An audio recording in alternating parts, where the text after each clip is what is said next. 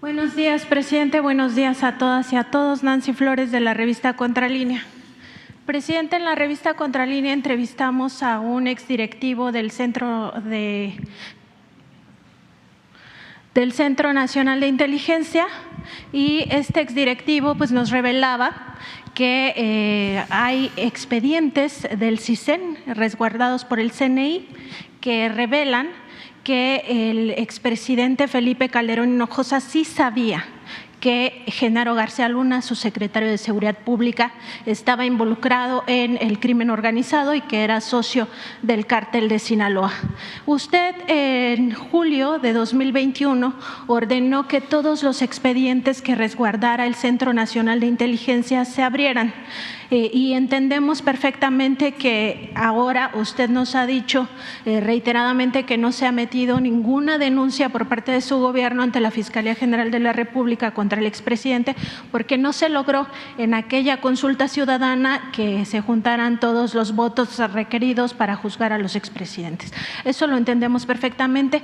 Sin embargo, presidente, hay algo que se llama el juicio social, que esa parte le corresponde al pueblo de México realizarla, y para que se haga un juicio pues con todos los elementos se necesita también información. Preguntarle si usted consideraría que por fin se abran, pues ya se desclasifiquen todos los archivos del Centro de Investigación y Seguridad Nacional, el CISEN, y que se conozca esta información a la luz pues también de todo lo que se ha conocido en el juicio de Genaro García Luna, y con independencia de que haya pues continúa todavía este proceso para que se le imponga una sanción que pudiera ir de 20 años hasta prisión de por vida al exsecretario de Seguridad Pública. Y esto pues se concatena con lo que usted ayer había dicho como el plan C.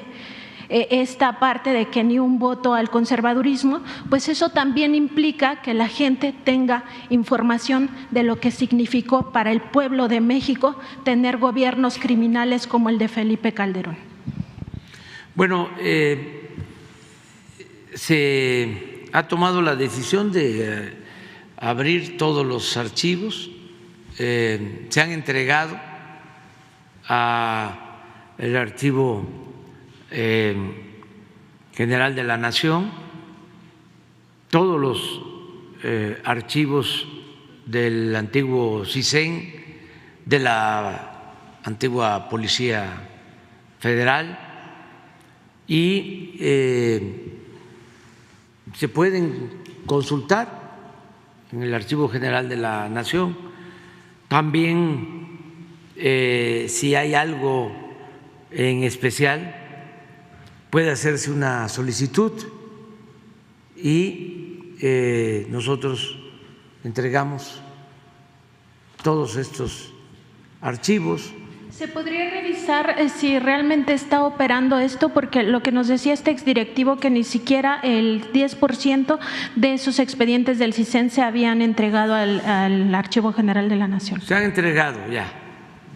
Lo que hace falta es la clasificación, que lleva tiempo, son muchos papeles, pero si hay una solicitud específica sobre algo, hay voluntad, hay decisión de entregar todo, de hacer más pública la vida pública, no ocultar absolutamente nada. Yo tengo ya mi expediente de cuando fui opositor, que tenía la Policía Federal y que tenía el CISEN. Ya lo recuperé, lo solicité y me lo entregó el director del Archivo General de la Nación. Entonces, sí hay posibilidad de tener estos informes. También hay que esperar lo que va a resultar del juicio, porque falta que el juez emita una sentencia definitiva en el caso de García Luna, y el abogado de el señor García Luna ha estado expresando que es posible que él declare García Luna. Y esto sería muy bueno, porque tendría que decir qué vínculos estableció con autoridades de más alto nivel y también qué relación con agencias y con funcionarios del gobierno de Estados Unidos. Eso sería muy bueno, porque pues no puede haber actuado solo. Desde luego tenía un equipo, ya hay gente cercana a él consignada, pero hay una esfera de actuación que tiene que ver con otras autoridades, por ejemplo, la Fiscalía. En el operativo Rápido y Furioso, en el contrabando de las armas, participaron autoridades de Estados Unidos y autoridades de México. Fue un operativo concertado. Entonces, él participó y desde luego el fiscal en ese entonces, y habría que saber si se le enteró al presidente sobre este asunto. Entonces, hay que esperar para que concluya el juicio. Hay de plazo hasta el mes de junio. Sin embargo, lo que tú estás solicitando, pues se puede obtener siempre y cuando se presente, ¿no?, la solicitud. No hace falta que se haga en transparencia. Nosotros podríamos entregar esa información si existe, si es real, ¿no? No tenemos por qué ocultar nada. Presidente, también preguntarle sobre esta gira de Lorenzo Córdoba. Bueno, pues ya algún presidente del Instituto Nacional Electoral se descaró, como usted mismo mencionó, ya como alguien que conspira contra el pueblo de México. Esto porque se reunió con organizaciones golpistas como son la OEA y la NET.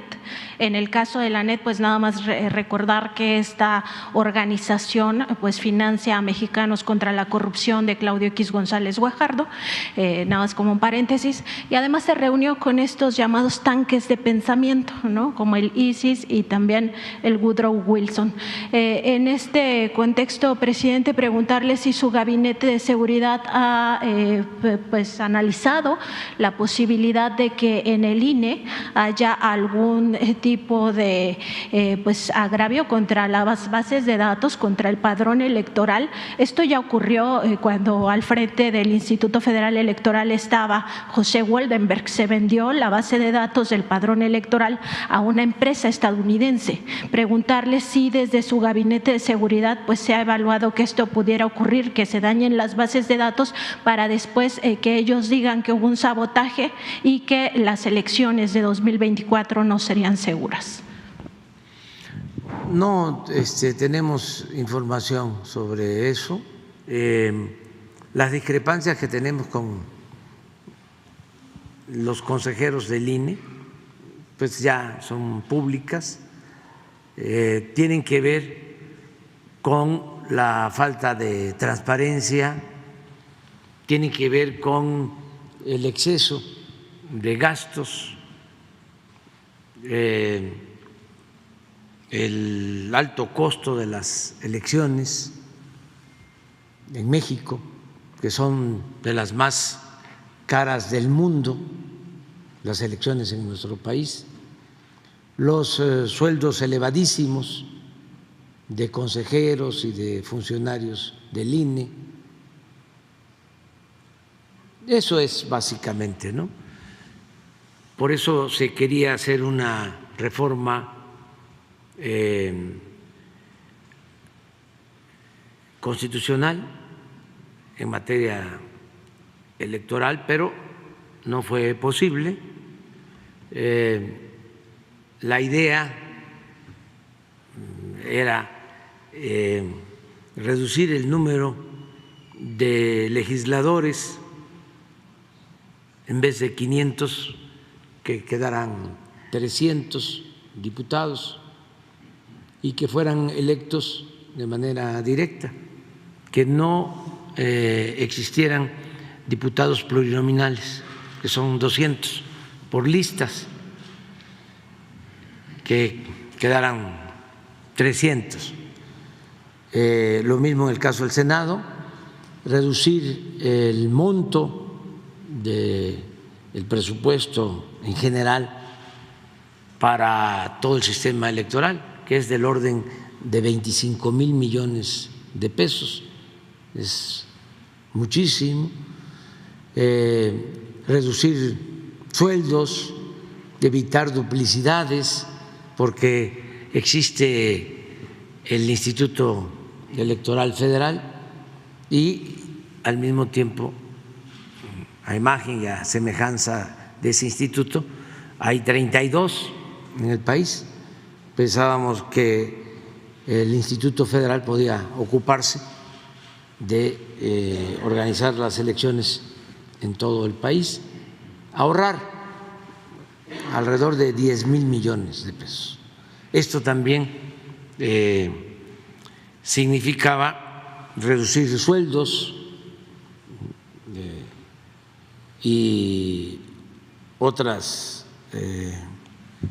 prebendas, pero no se logró la mayoría en el Congreso. No se necesita solo mayoría simple, sino mayoría calificada, que se llama, que son 2/3 partes de los votos. No se logró porque votó en contra del PRI y el PAN, del bloque conservador, se opusieron. Entonces, por eso se decidió en los márgenes, sin violar la Constitución, hacer una reforma a la ley secundaria, a la ley electoral, sin modificar la Constitución.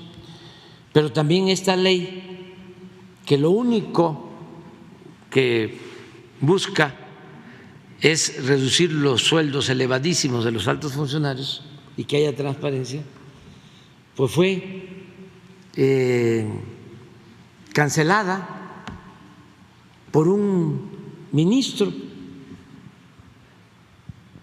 Es interesante porque la aprobaron diputados y senadores, el Poder Legislativo, que es el poder más cercano a la soberanía popular, y de repente un ministro que no es electo por el pueblo, ni siquiera la Suprema Corte, sino un ministro, la cancela.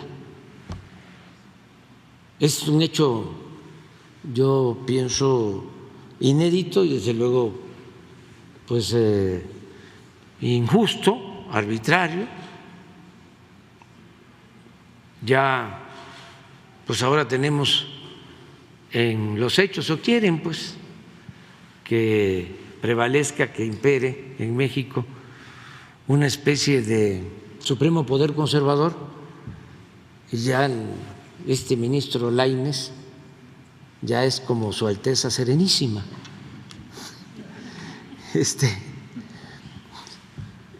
Eso es lo que estamos ahora debatiendo. Nosotros vamos a seguir adelante.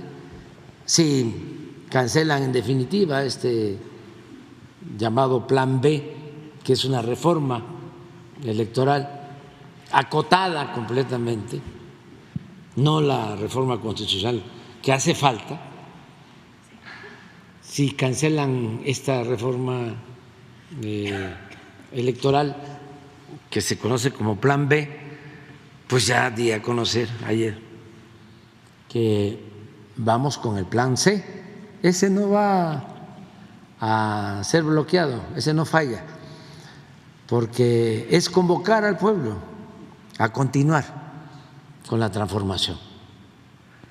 Presidente, sobre esto que dice de Javier Lainez Potisek, que el ministro que ha pues ya suspendido temporalmente o quizá ya para siempre este Plan B, pues decir primero que está violando la propia Constitución, porque el artículo 105, fracción 1 de la Constitución Política de los Estados Unidos Mexicanos señala que no puede haber una controversia constitucional en materia electoral, ¿no? Ese por una parte. Y por otra, pues también que esto es uno de los muchos agravios de la Suprema Corte, porque hay que recordar que, por ejemplo, en 1998 la Corte pues estableció esto del anatocismo, que es el interés sobre interés, y estábamos en un contexto en aquel momento México de la crisis de Ernesto Zedillo, que se conoció como el error de diciembre o el efecto tequila, donde estaba devaluándose totalmente la moneda y además se había rescatado por medio del FOBAPROA a estos banqueros y a los digamos a la gente con mayor dinero. Y en ese mismo contexto, pues este anatocismo, que es el interés sobre interés, pues metía en muchos aprietos a los deudores del sistema financiero. Muchos de ellos perdieron su patrimonio. Ese es uno de los tantos agravios. Yo considero que el peor agravio al pueblo de México por parte de la Corte, pues es el caso de la guardería ABC, ¿no? Esta injusticia que se prestó la Suprema Corte a avalar este crimen de Estado, como lo llamó el ministro Arturo Saldívar el año pasado. Y en ese mismo contexto preguntarle, presidente, si usted no considera, porque ayer lo decía aquí en la conferencia, que hay que reformar al sistema judicial, pero sobre todo a la Suprema Corte desde la formación educativa. Usted señalaba que pues esto es como muy profundo, ¿no? Y en ese mismo contexto preguntarle si usted no consideraría también que es muy importante que ya se dé independencia al Consejo de la Judicatura Federal, porque ellos son juez y parte a la hora de analizar las corruptelas de los jueces, magistrados y ministros. La ministra presidenta de la Corte, Norma Piña, es también la presidenta del Consejo de la Judicatura Federal, y así pues nunca vamos a tener justicia, y por eso nunca vemos que jueces, magistrados y ministros lleguen a la cárcel cuando todos sabemos hay corrupción, y muy abiertamente en el caso, por ejemplo, que se ha dejado en la calle a los delincuentes de cuello blanco. Entonces preguntarle, presidente, si no considera que como parte de esta reforma pues que se requiere para el sistema judicial, pues también se debiera de procurar esta independencia para el Consejo de la Judicatura. Gracias, presidente. Sí, yo pienso que hay que ir a lo estructural. Lo que sucedió, y todos debemos estar conscientes, es que tardó mucho el modelo llamado neoliberal. Se impuso durante mucho tiempo en el país, 36 años. El porfiriato, que es su antecedente, se impuso por 34 años. Eso tardó el porfiriato y echó raíces, y ni la revolución pudo terminar con prácticas que se crearon durante esos 34 años de la dictadura porfirista. De ahí surgió el tapado, el dedazo, el acarreo, sobre todo la simulación, el decir una cosa y hacer otra, el decir que se respetaba la Constitución, sí, en la forma, pero se violaba en el fondo. Se mantenía una república simulada. Habían tres poderes, pero el poder de los poderes era el Ejecutivo. Habían elecciones, nada más que de antemano ya se sabía quién iba a ganar, porque Porfirio Díaz enviaba las listas a los estados, a sus hombres fuertes, sus palomas mensajeras, y ya se sabía quiénes iban a ser diputados, quiénes iban a ser senadores, o los gobernadores que se eternizaban, igual que él, 20, 30 años en los estados, como hombres fuertes. Bueno, y desde luego, pues la opresión, la esclavitud, por eso la revolución. Con la revolución se logra avanzar en lo social, es la primera revolución social del siglo XX, la más avanzada en el mundo. Se entrega la tierra a los campesinos, se desmontan los latifundios, se recupera el petróleo que había entregado Porfirio Díaz a los extranjeros, se avanza mucho en las reivindicaciones laborales, la jornada de 8 horas, salario mínimo, otras prestaciones que desde luego pues no se tenían en el Porfiriato. Había esclavitud en el Porfiriato. La esclavitud en México es abolida después de Porfirio Díaz con la Revolución, 1914, hace relativamente poco, hace 100 años. Entonces, se avanza mucho, pero no en lo político. Lo que decía don Daniel Cosío Villegas, ese gran historiador, deja de dominar doña Porfiria, don Porfirio, ¿sí? Y se queda doña Porfiria, porque no hay democracia después de la revolución. Siguen las mismas prácticas. Es hasta hace poco que empieza a haber democracia en México. Por siglos no hubo democracia en nuestro país, no tenemos tradición democrática, no tenemos hábito democrático, apenas estamos avanzando en eso. Cuando se establece la política neoliberal, pues lo que sucede es que se profundiza el autoritarismo y se hace evidente de que el dominio público no está en manos de un gobierno democrático, sino lo que existe en realidad es una oligarquía con fachada de democracia. Es lo que predomina, ¿no? Pero son 36 años. No estamos hablando de 1983 hasta 2018. El porfiriato fueron 34. Este predominio del neoliberalismo o neoporfirismo, porque fue como una calca de aquello, pues caló profundo y tuvo que ver con todos los ámbitos de la vida pública.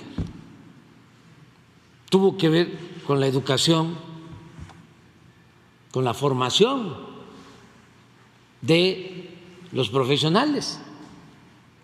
En el caso de la abogacía, desapareció el derecho público y todo fue orientado al derecho privado.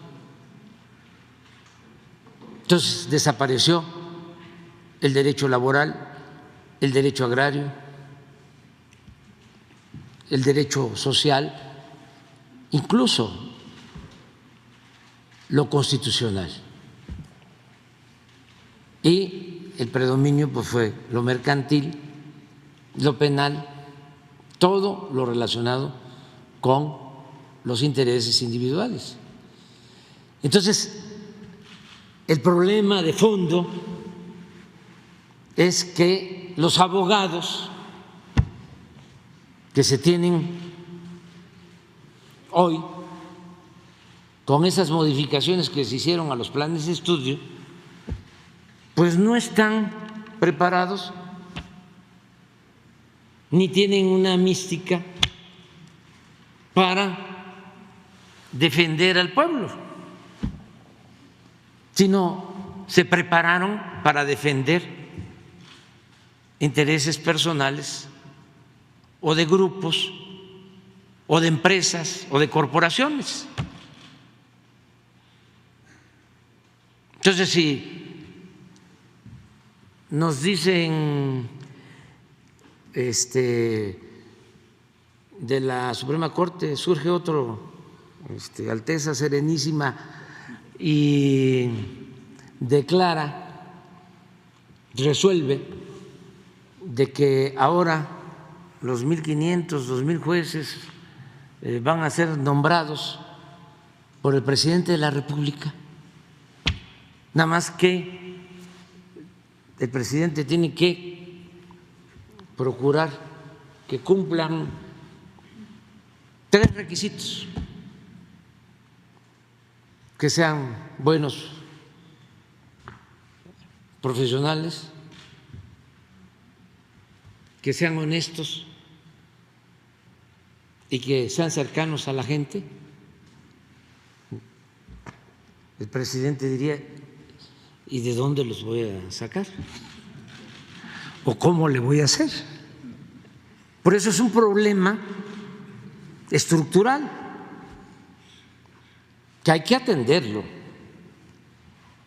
Bueno, se llegó al colmo de que la Universidad Nacional Autónoma de México, la UNAM, nuestra alma mater, su Instituto de Investigaciones Jurídicas de la UNAM ha estado dirigido en 2 periodos por un egresado o una egresada del ITAM, de una universidad privada que fundó una persona buena del sector empresarial con esa concepción, el señor Alberto Valleres, que en paz descanse, pero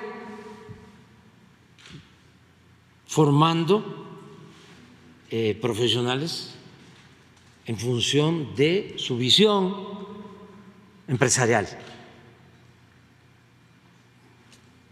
Fue tan exitosa esa universidad que fundó el señor Valleres, que de ahí salieron casi todos los secretarios de Hacienda durante el periodo neoliberal.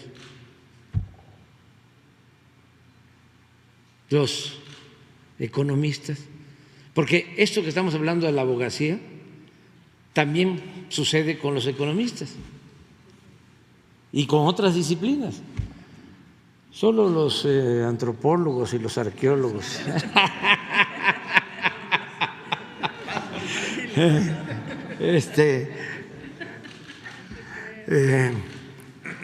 se salvan de eso, pero por lo general, entonces sí es un problema estructural, ¿sí? Entonces hay que cambiar los planes de estudio, ¿sí? Hay que regresar a lo público, hay que poner en el centro el interés general, no en lo individual, y también pues hay que democratizar las instituciones, no descartar la posibilidad que jueces sean electos, magistrados, ministros. En una época eran electos, pero también ¿a quién se va a elegir? Por eso hablo de la necesidad de ir al fondo, a la formación. Pero bueno, otro paso es el que haya una elección, porque pues el pueblo se equivoca menos que la imposición de una persona o de un grupo o de un partido. Va uno más a la segura con la democracia.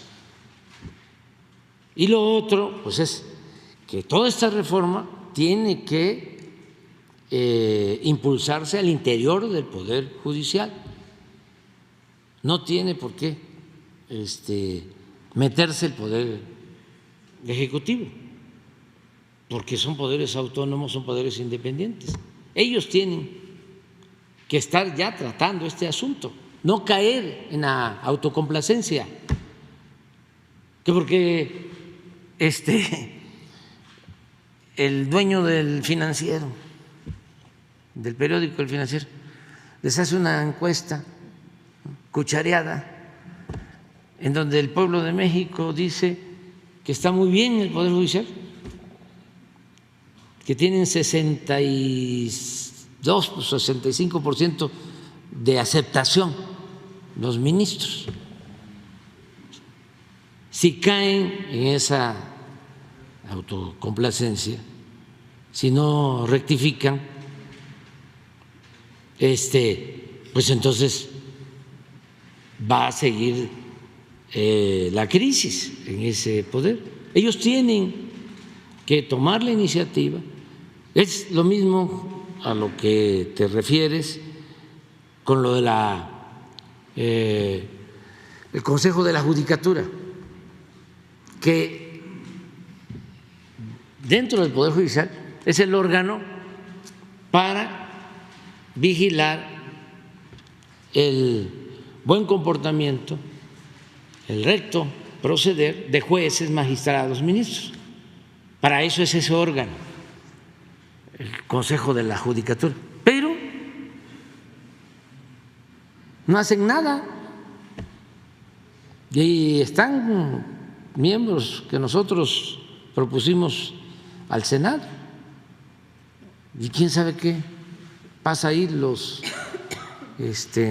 embrujan, porque no hablan, no dicen nada. ¿Saben ustedes de algún juez, de algún magistrado, de algún ministro que esté siendo juzgado o que esté en la cárcel? Ninguno. Es como el castillo de la pureza, o sea, ahí no pasa nada. Entonces, sí, también tiene que activarse el Consejo de la Judicatura. ¿Cómo es posible? No solo esto del ministro Lainez, ¿no?, de Su Alteza Serenísima, el ministro Lainez, sino el mismo día que están juzgando en Estados Unidos por narcotráfico o por vínculos con el narcotráfico a García Luna, aquí el Poder Judicial decide descongelar las cuentas de su esposa el mismo día, y de otros vinculados a García Luna. Bueno, ni siquiera cuidan la forma. Es mucha la arrogancia, la prepotencia. Y hay que estar cuidando los viernes, porque de repente un juez le da libertad a un peligroso delincuente. Y hay que estar pendiente porque escogen los fines de semana. Y muchas cosas. Entonces, sí hace falta que se dé este cambio y hay que seguir adelante, hay que continuar buscando la purificación de la vida pública. Muy bien.